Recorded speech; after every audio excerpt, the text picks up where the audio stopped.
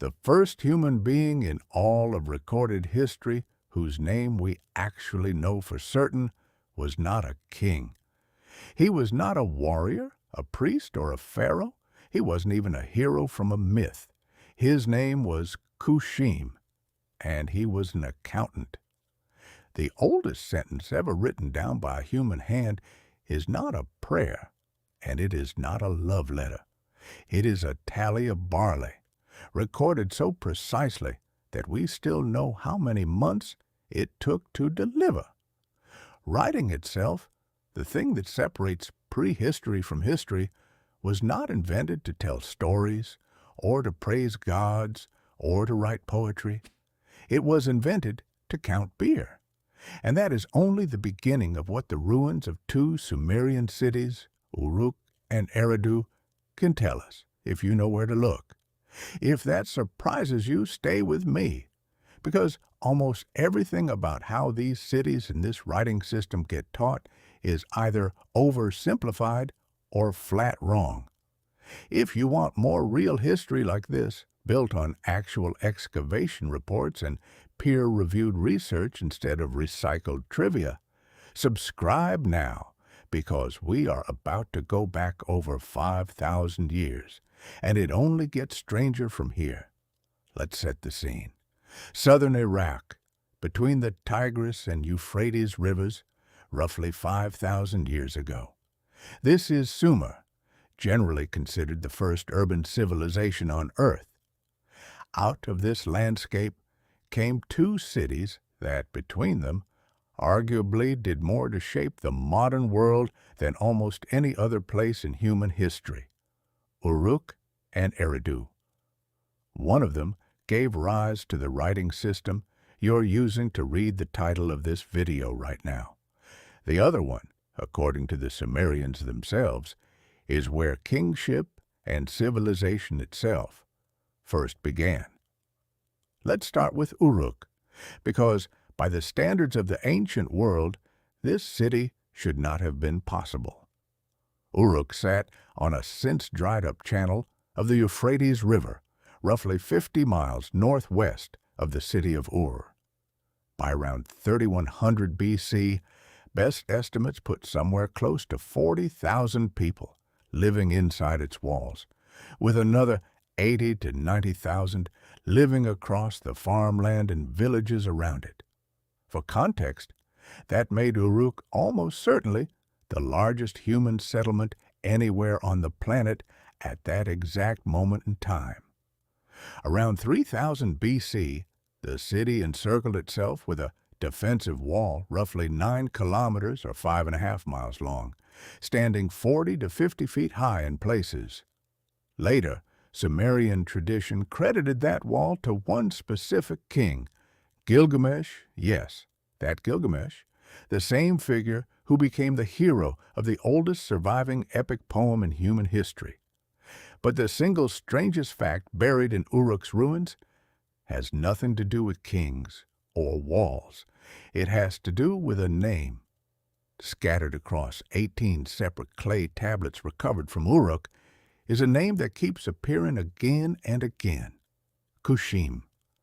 Guinness World Records recognizes Kushim as the earliest individual whose name survives in any written document on the planet. Not a pharaoh, not a Mesopotamian king. An accountant, most likely a mid-level temple administrator, whose entire surviving legacy consists of records tracking barley deliveries and beer production running into the tens of thousands of units across dozens of months. Whether Kushim was one specific person or a job title shared by several officials is still debated among historians. But either way, think about what that actually means. Of every single human being who has ever lived, the very first one whose name was permanently fixed in writing was not remembered for greatness. He was remembered for doing his job correctly on an ordinary day 5,000 years ago. Uruk did not just grow, it exported itself outward. Archaeologists refer to this as the Uruk expansion, walled Mesopotamian trading outposts that appear hundreds of miles from home in what is now southeastern Turkey, northern Syria, and western Iran, beginning in the middle of the 4th millennium BC. Some researchers describe this as the world's earliest known colonial trading network, essentially Bronze Age globalization, centuries before Egypt was even unified under a single pharaoh. Excavations at one of these outposts in modern Turkey found no evidence of domination or violence between the traders and local population, suggesting something closer to long-distance partnerships than conquest. Even Uruk's garbage tells a story. Archaeologists have found thousands of crude, mass-produced clay bowls at the site, known today as beveled rim bowls. The leading theory is that these were standardized ration containers handed out to feed laborers and dependents in a controlled, measured amount. In other words, some of the oldest physical evidence anywhere on Earth for a standardized wage or food allowance system. Uruk itself spent nearly 3,000 years slowly vanishing under desert sand before anyone in the modern world even knew where to look for it. European travelers first noted the site in the 1830s, and a British excavator named William Loftus dug there in the 1850s, though his earliest digging was rushed because the people funding his expedition wanted large, sellable pieces delivered quickly and cheaply.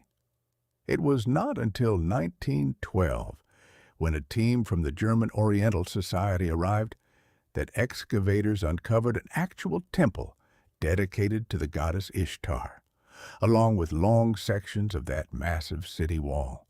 German archaeologists then worked the site across nearly 40 excavation seasons, interrupted twice by World War, and fieldwork using magnetometers and satellite imagery has continued at Uruk into the 2000s. And Uruk's story does not end in antiquity.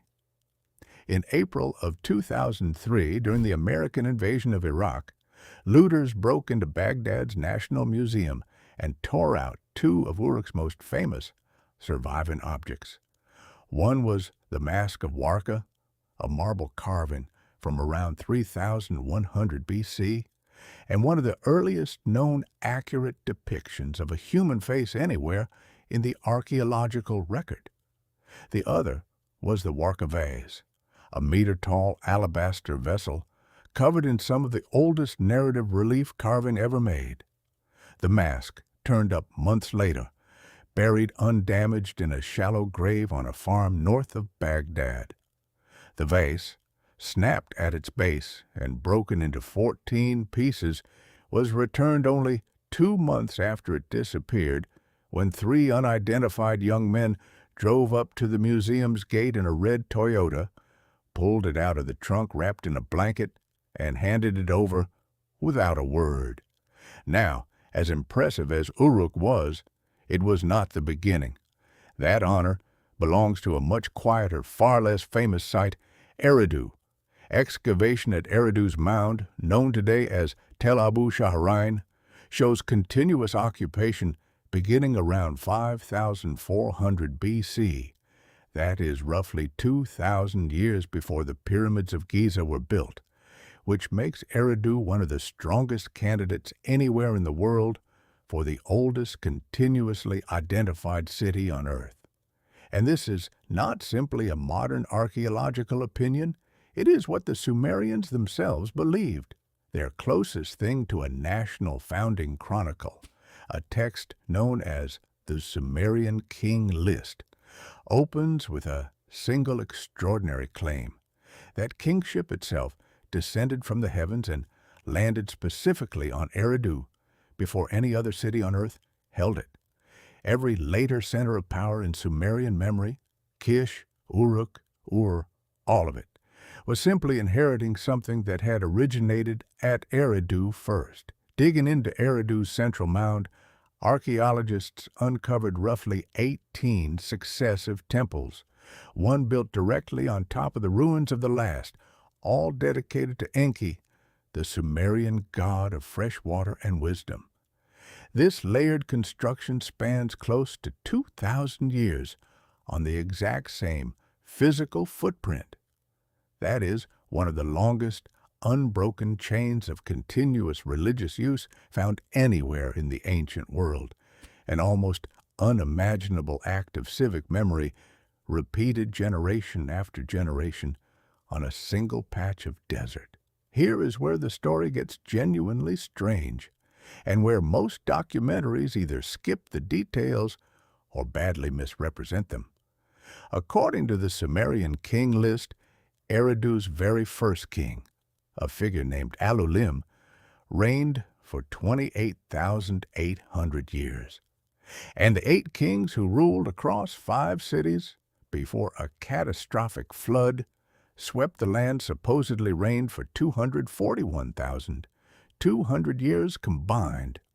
Mainstream historians overwhelmingly read this as ideology and symbolic mathematics, quite possibly built from the Sumerians' own base 60 counting system, rather than a literal record of history.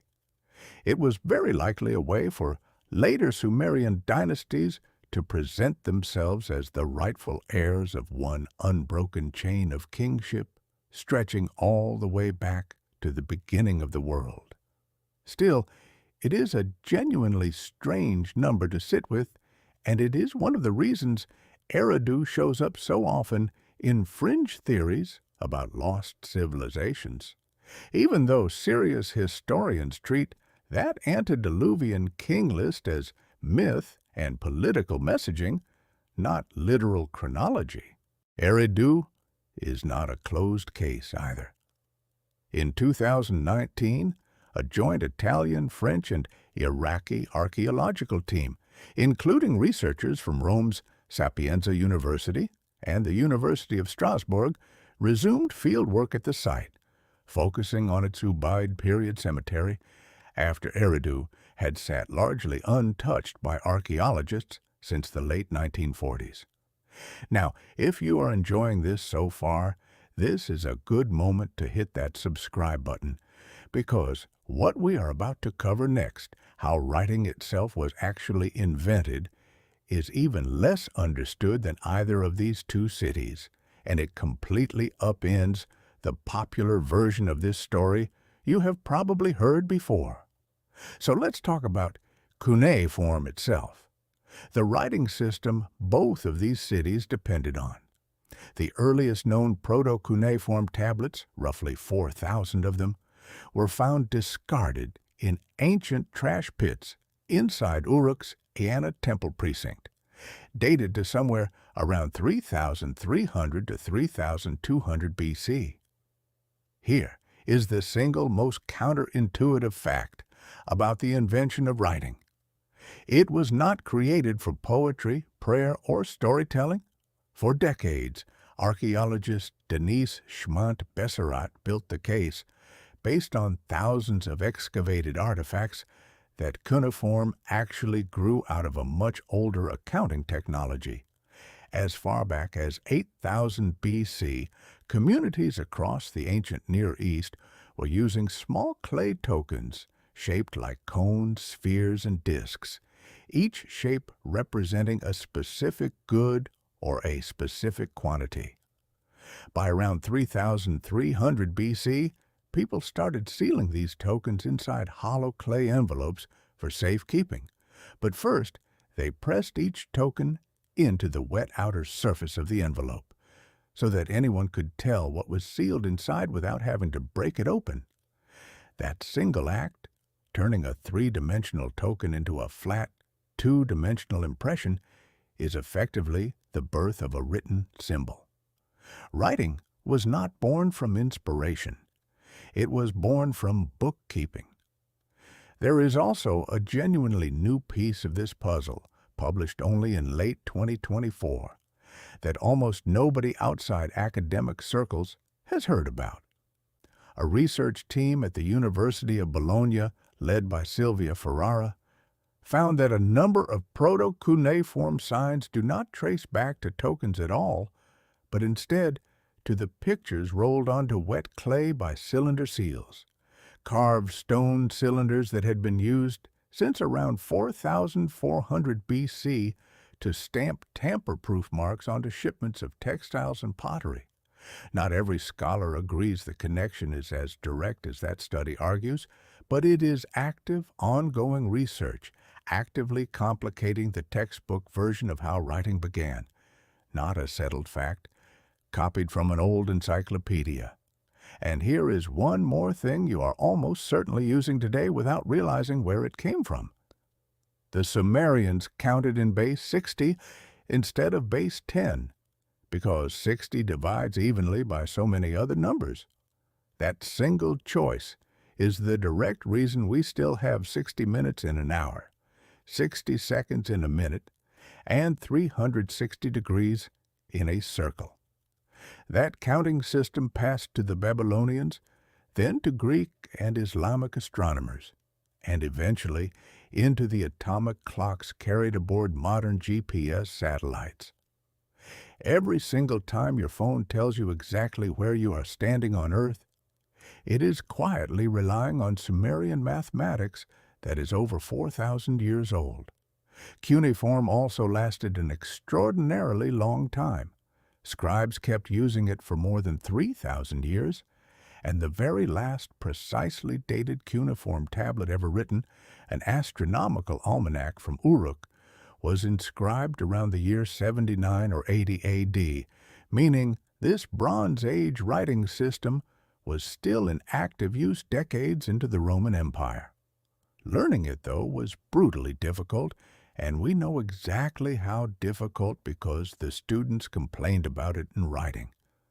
Scribal schools, called edubas, or tablet houses, trained young boys, mostly from wealthy families, to memorize more than 600 distinct signs before they could call themselves scribes.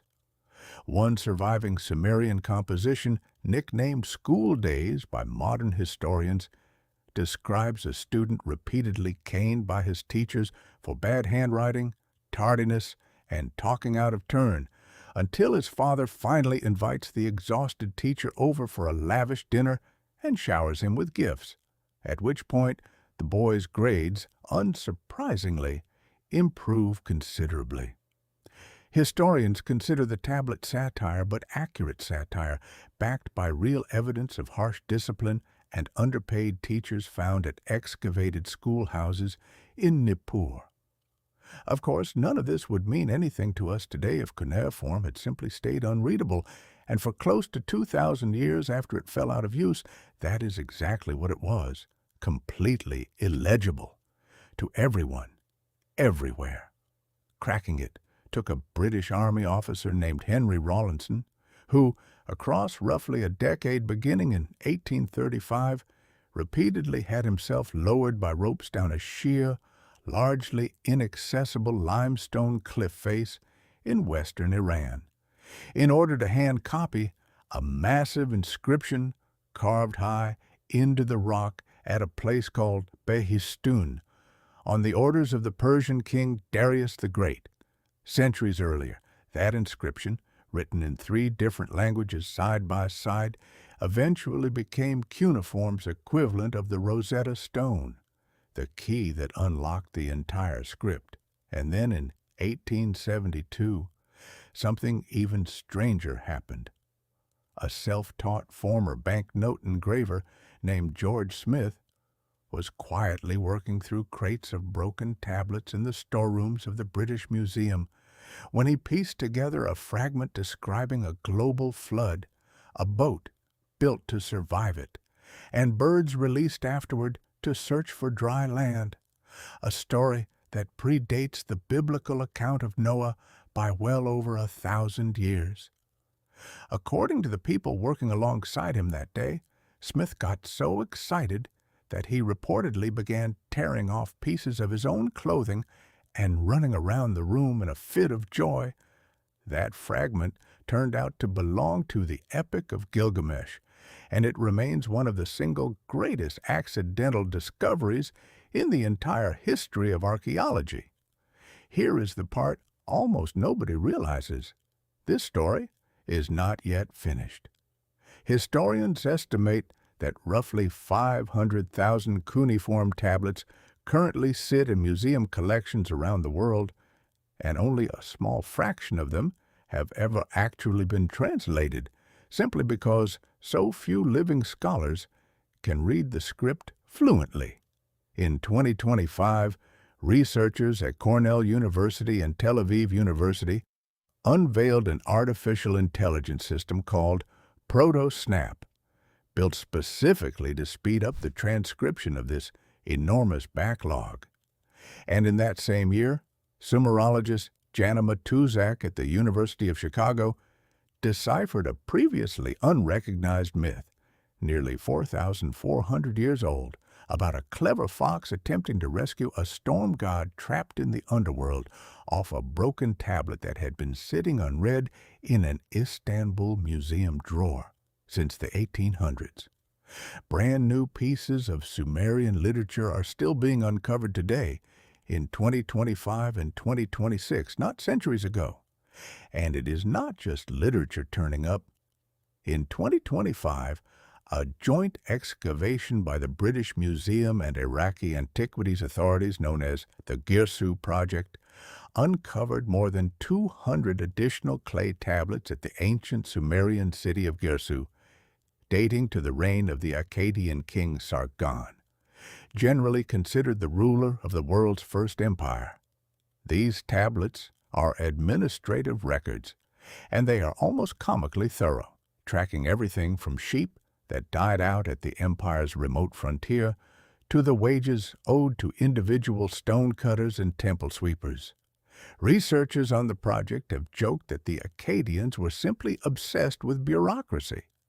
Before we wrap up, a few final details that rarely make it into any documentary about ancient Mesopotamia, but honestly deserve to. A Sumerian proverb from around 1900 BC involving something that had supposedly never once happened between a young wife and her husband is widely cited by researchers as the oldest joke ever recorded in human history.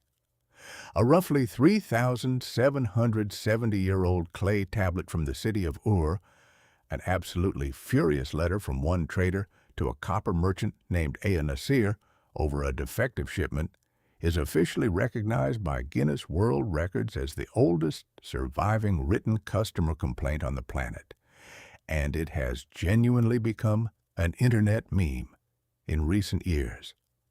A scribal student's vocabulary tablet from 18th century BC Nippur still bears actual human tooth marks, bitten directly into the wet clay almost 4,000 years ago in what looks a lot like a fit of frustration during a study session, and the famous hymn to Ninkasi, usually described as the oldest beer recipe on record and one that modern brewers really have used to recreate an ancient Sumerian-style beer, may not actually be a literal recipe at all.